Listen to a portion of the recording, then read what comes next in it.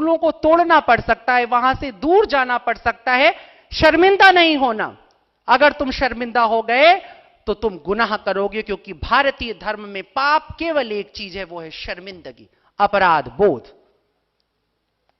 वेद ने पाप नहीं सिखाया, इसलिए वेद के पास नर्क भी नहीं आया। कृष्ण के पास पाप नहीं है। सारे जिन्हें तुम पाप कहते हो, कृष्ण ने उसे स्वीकार कर लिया। इसलिए नहीं कि तुम अब इसके बाद व्याख्यान सुनने का खूब पाप करना, इसलिए नहीं, सिर्फ इसलिए कह रहा हूं कि यदि त्रुटिवश गलती से कुछ ऐसा हो जाए तो उसके लिए अपराधी मत महसूस करो, उसमें सुधार लाओ, उसे बदलो, उसे परिवर्तित करो। कृष्ण ने अपना प्रण तोड़ दिया, भीष्म को उसकी प्रतिज्ञा को सफल होने दिया, कृष्ण सर्वेश्वर बन गया और भीष्म शरशैया पे लेट गया। कृष्ण लेटा है, प्राण जाने को है, बुलाता है, कृष्ण से कहता है तुम मेरे सामने खड़े रहना जब तक कि मेरे प्राण ना निकल जाएं, जब तक मेरा शरीर तुम में, मेरी आत्मा तुम में विलीन ना हो जाए, तब तक तुम मेरे सामने से मत हटना। ये वो कृष्ण जिसकी प्रतिज्ञा तोड़ने के लिए वो खड़ा था, आज वो कहता है मेरे मरने, मेरे अंतिम श्वास तक तुम मेरे समक्ष खड़े रहना। और कृष्ण खड़ा है, ये प्रेम है।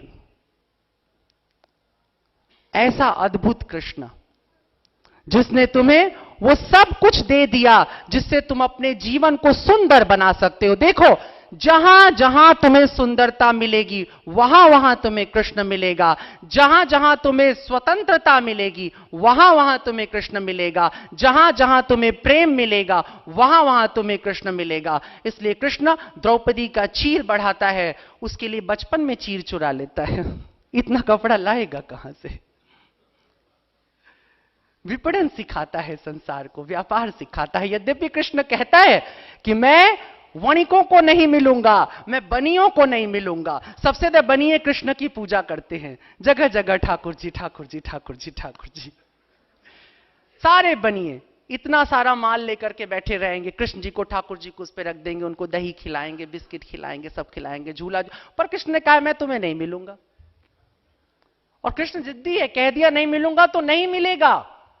अभी दूसरा भगवान ट्राई करना शुरू कर देना चाहिए बनियों को। इधर हो भी रहा है, कई नए भगवान इधर आए हैं, बहुत सारे लोग ट्राई कर रहे हैं।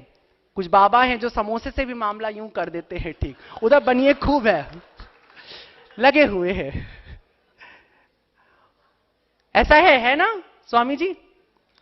बहुत से हैं। अभी तो कोई भी भगवान हो जाता है, किसी को भगवान बनने के लिए बहुत मुश्किल नहीं है।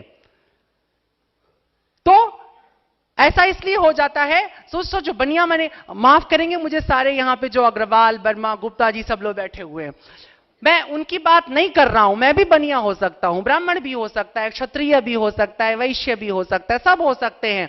वो कह रहा है वणिक बुद्धि, जिसे लाभ हानि, जिसे अर्थ अनर्थ की चिंता है, जिसे फायदे और नुकसान की चिंता है, ऐसे व्यक्ति को कृष्ण नहीं मिलेगा। ऐसे व्यक्ति कृष्ण नहीं मिलेगा तो मुसलमान कहेंगे साहब हम तो चलो ब्राह्मण क्षत्रिय वैसे में। नहीं नहीं नहीं नहीं नहीं, ये कुरान में भी ऐसा ही है।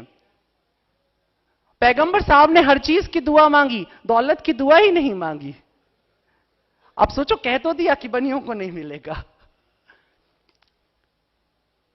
बुद्धि में जब तक लाभ और हानि है तब तक प्रेम नहीं आता। बुद्धि में जब तक लेना और देना है तब तक प्रेम नहीं आता।